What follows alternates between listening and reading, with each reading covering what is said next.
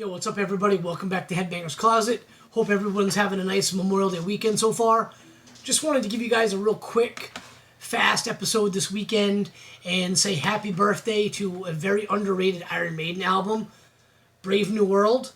Came out May 29th, 2000, which is today, and it is 21 years old today. So really underrated album in my opinion. It's the first studio album since Bruce and Adrian rejoined the band.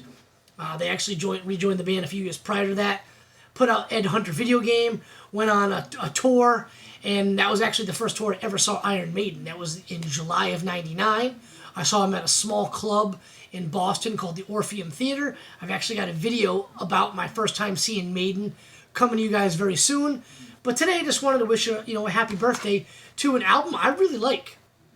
Think it's underrated.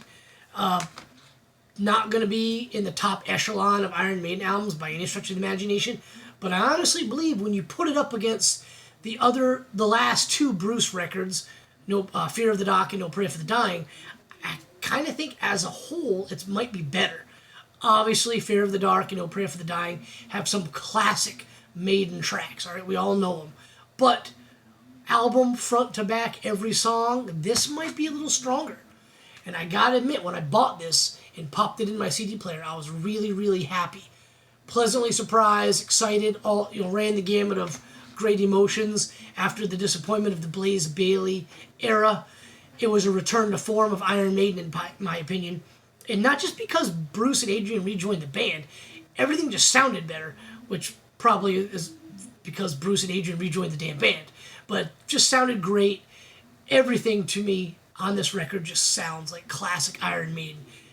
Almost any one of these you could put on any record from like maybe Peace of Mind onward, and it would probably fit in just fine on those records.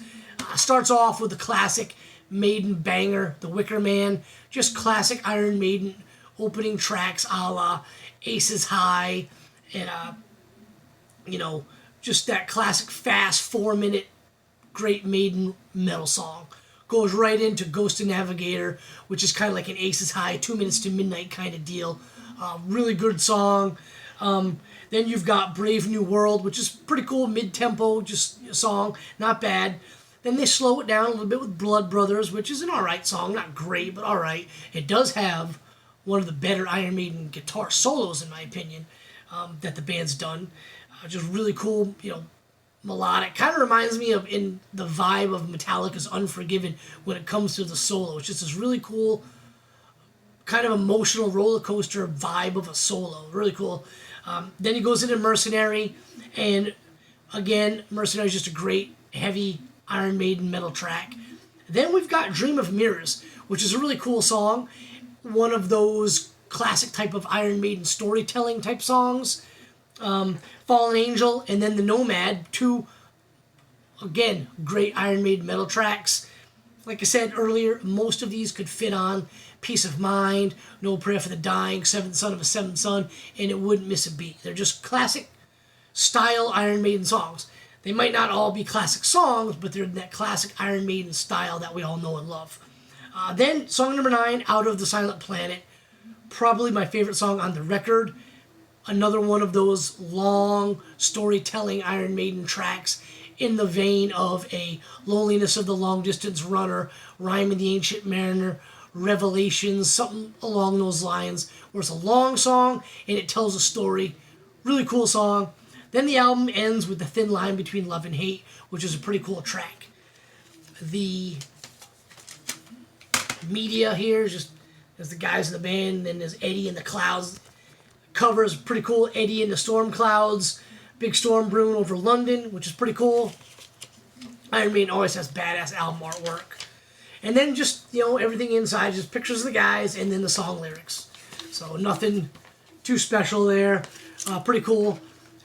After this album came out, they went on a tour. They toured Europe for a little bit, and they came back to North America. And I saw them live on August 6th.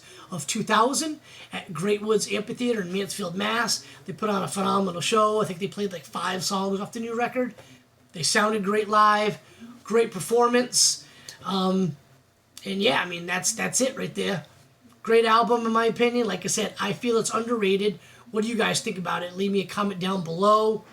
Let me know what you think about the album, where it might rank in your, list of Iron Maiden albums. Obviously, we all know it's not going to touch the classics, but I feel when you put it up against the last, 4 or 5 records with Bruce, it could be number 1 on that list. So, let me know what you think about it. Hit that like and subscribe. Go find me on Headbangers Closet. And happy birthday, Brave New World. We'll have a video for you guys coming next week. And as always, cheers.